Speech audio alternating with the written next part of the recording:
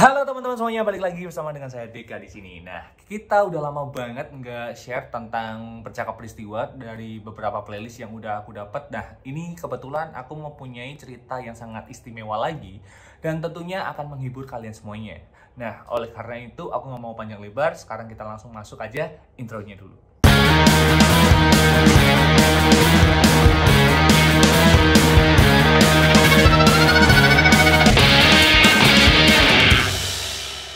Oke, masih kembali lagi bersama dengan saya Deka. Nah, di sini aku kedatangan teman aku yang mungkin akan menceritakan kronologis dari pengalamannya dia yang mungkin bisa kita share.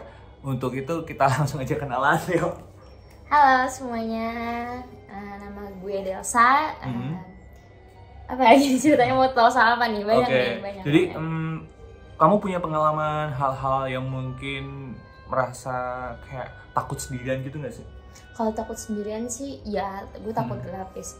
Tapi jadi itu sebenarnya untuk kayak berhubungan dengan hal-hal mistis tuh gue udah sering banget karena di keluarga gue ini emang deket gitu sama hal yang seperti itu. Kayak nyokap sama nenek gue tuh bisa berinteraksi sama yang begituan dan emang basicnya dia bisa nyembuhin orang yang kemasukan dan sebagainya. Jadi emang gue udah terbiasa buat berdekatan sama hal-hal yang seperti itu. Tapi so far kalau misalnya hal-hal yang mungkin tadi kamu bilang berdekatan itu ya, ngerasa takut gak sih waktu mungkin dulu di sini kos atau di sendiri gimana, merasa gimana sih? Kalau biasanya sih ngerasanya tuh karena mungkin jadinya apa ya, jauh lebih sensitif kali ya, jauhnya lebih sensitif, jadi lebih kayak ngerasa oh ada yang ngeliatin nih, oh ada yang ini. Tapi ya awal-awal sih ngerasa takut, awal-awal ngerasa kayak apa ya dari SD tuh udah mulai bisa ngeliat, bukan bisa ngeliat sih jatuhnya, kayak bisa ngerasain ya kayak, tapi pernah ngeliat juga walaupun kayak cuma sekelibet doang, tapi bisa ngerasain tepatnya. Terus ya awalnya takut, terus dikasih tahu sama orang tua kalau misalnya emang kita hidup di dunia kan ada makhluk gaib juga, ada yang gaib juga gitu loh. Jadi kayak udah ngerasa kayak oh yaudah emang kita hidupnya harus berdampingan, jadi kayak udah gak takut sih. Dari pengalamanmu yang udah berlalu nih ya, kira-kira pengalaman mistis yang pernah kamu dapat yang mungkin membuat kamu takut, merasa bener-bener kayak wah temen aku kena, atau mungkin kamu merasa diikutin juga, itu ketika di mana tuh? Banyaknya. Kalau misalnya untuk gue sih mungkin ya kita nggak usah bahas yang kayak tempel apa ya, ketindihan itu mungkin kayak udah pada ngerasain dan itu ada ilmiahnya. Cuma ketindihan itu gue sering banget ketindihan berturut-turut berhari-hari tuh, sering banget ngeliat yang aneh-aneh itu udah. Tapi itu kayaknya nggak perlu gue ceritain. Gue pengen cerita ini. Gue punya adik ya. Ini kayaknya belum ada yang denger deh. Gue punya adik ya. Adik gue tuh waktu itu SD kelas 6.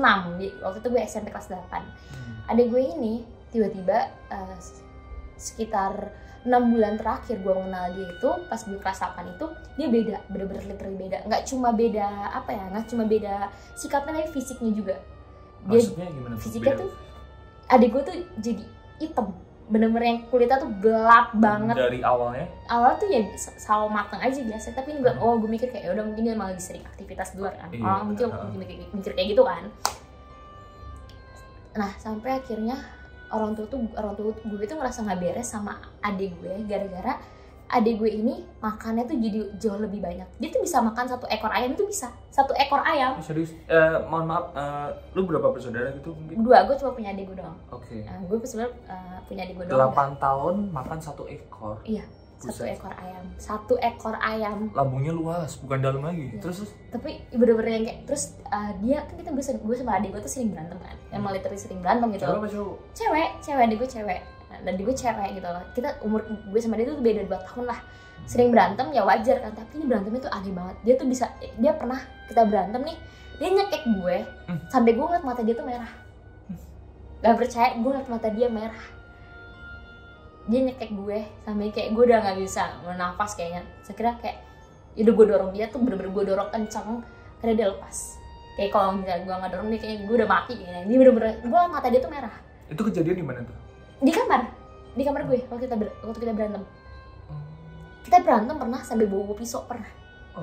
Problematika apa itu yang mungkin Ya, kayak gitu? hal-hal sepele, hal-hal yang kayak adik kakak berantem kecil tuh dia gimana sih, yang kayak misalnya kayak ledek-ledekan atau apa gitu doang, yang kayak gue tuh sama adikku sering berantem dan itu aneh banget gitu loh. Terus abis itu sampai akhirnya nenek gue itu dari Tasik dipanggil kan sama nenek nyokap gue, dipanggil.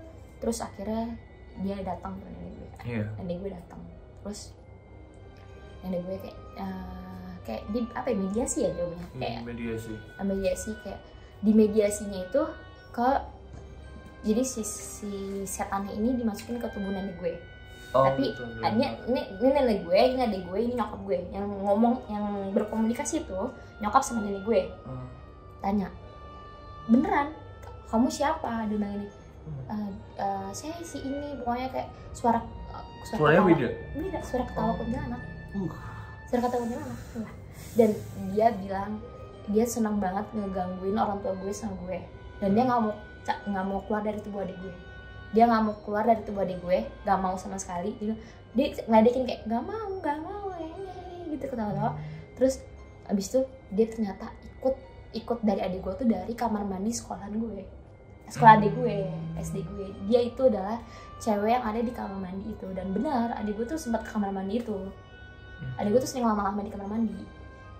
Yang dia rasain waktu di kamar mandi itu gimana sih? Gue nggak. Kenapa dia kayak merasa nyaman atau ada kayak merasa diikutin terus jadi kayak ada temennya atau mungkin? Karena adik gue tuh, gue nggak ngerti ya, entah itu gimana ya, adik gue tuh gampang banget ketempelan.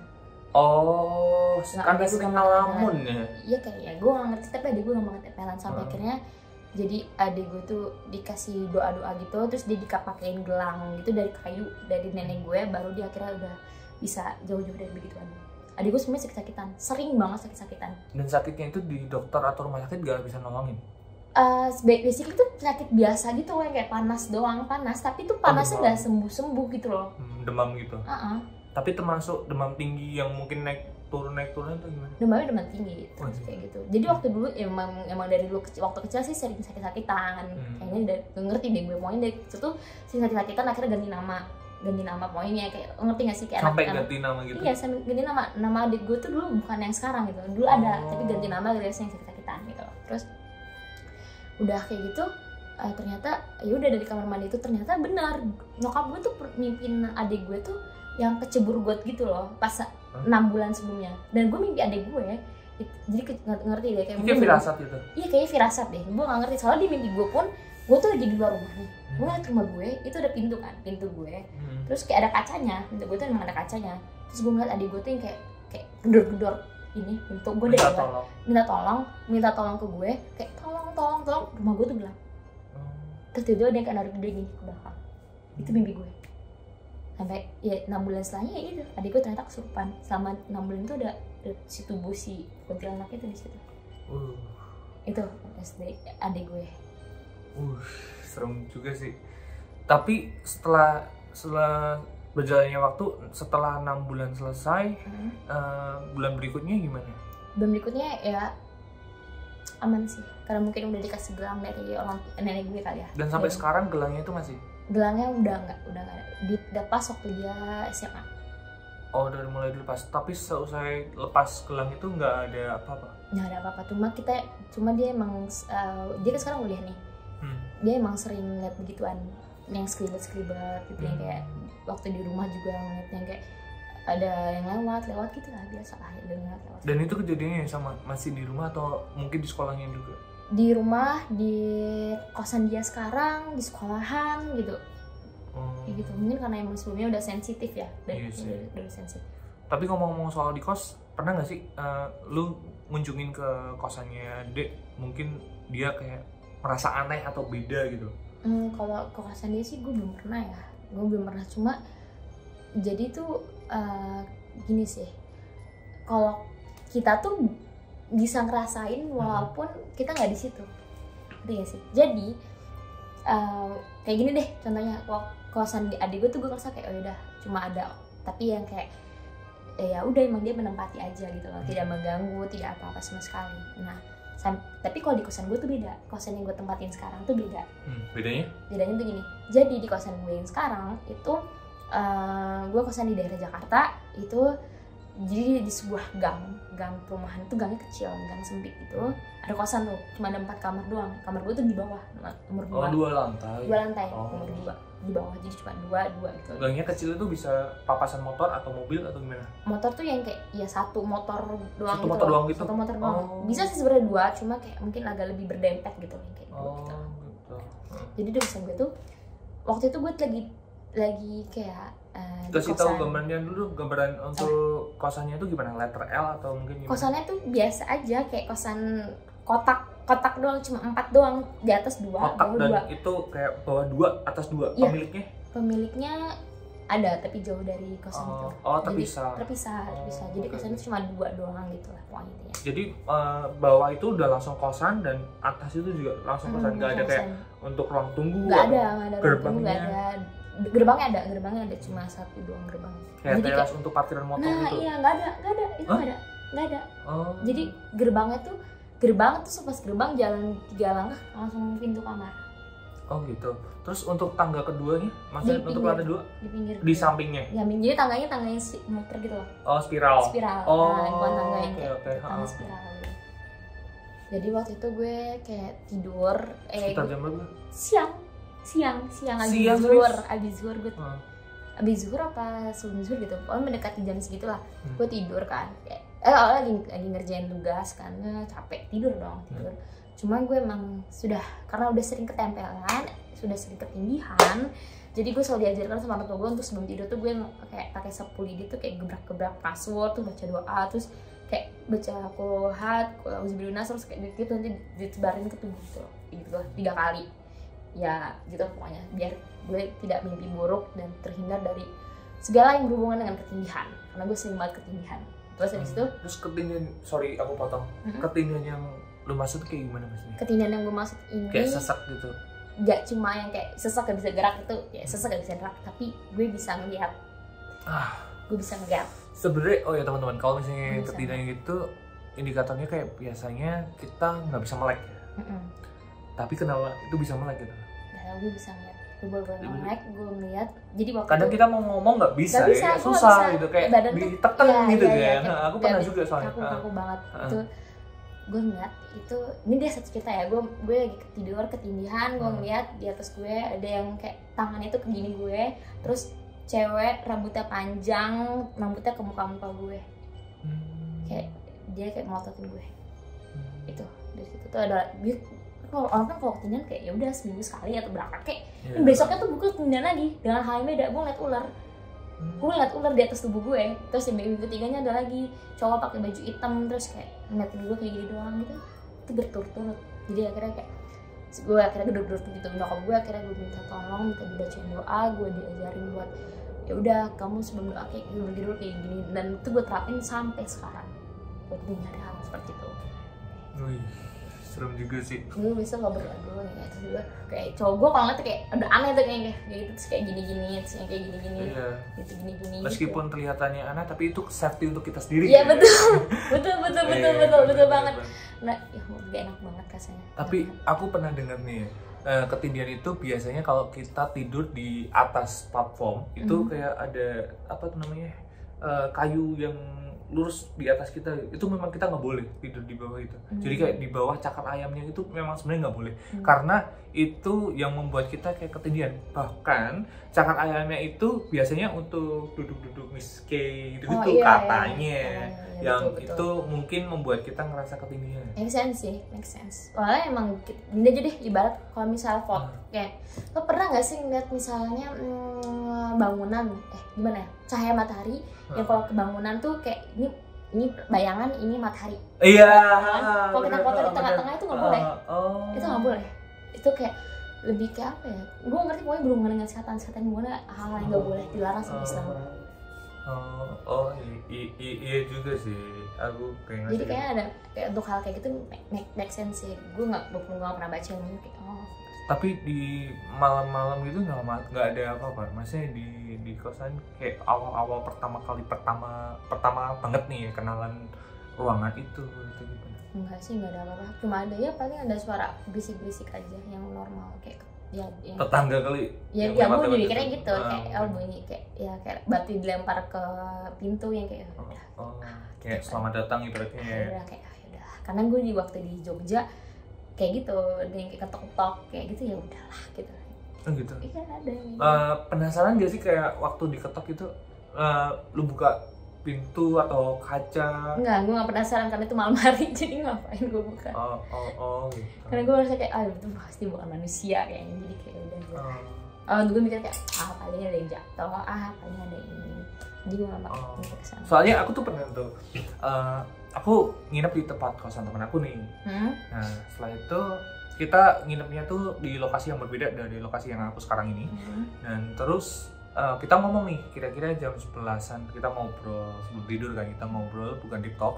Nah setelah itu, ya kita ngobrol lagi. Setelah itu listriknya mati. Nah aku pikir tokennya habis ya. Nah setelah kita cek, ternyata tokennya tuh masih banyak bahkan. Nah setelah itu kita masuk lagi, kita ngobrol lagi. Ya kita abaikan, kita paling berpikir positifnya, jepret sendiri. Dan itu 3 kali. 3 kali betul-betul. Aku bilang sama temenku kalau kok ada yang aneh, ini anehnya kenapa? Atau ada yang iseng lewat, apa gitu kan. Terus habis itu dia bilang, ini aku hanya sendiri di sini, makanya aku suruh tidur di sini. Karena tetangga-tetangga kosannya dia itu pada pulang kampung. Nah, sedangkan pemiliknya itu juga nggak jauh dari kosannya dia gitu loh. Terpisah. Terpisah juga. Sepi dong. Aku kayak nge-warning diriku sendiri kan, apakah ini nanti ada tamu yang nggak diundang mungkin, ya maksudnya atau hal-hal yang bisa jadi Anda tuh tamu yang tidak diundang sama mereka. Iya, atau mungkin yang aku takutin adalah orang lain yang mencoba untuk masuk gitu loh. Nah, terus abis itu aku kan mencoba untuk duduk di teras di depan kosannya dia kan, di selasarnya gitu. Nah setelah itu aku perhatiin di bagian kanan kosannya dia itu listriknya tiba-tiba kayak nyala hidup lagi. Nah gara-gara aku melihat hal yang aneh itu, aku langsung masuk ke dalam kosannya dia. Ada yang gak beres. Iya ngerti. Aku bilang gitu. Sebenarnya ada cerita apa di kosan itu? Dulu kosannya tanahnya apakah atau apa?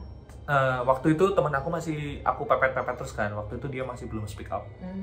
Nah setelah itu dia speak up setelah kita sarapan.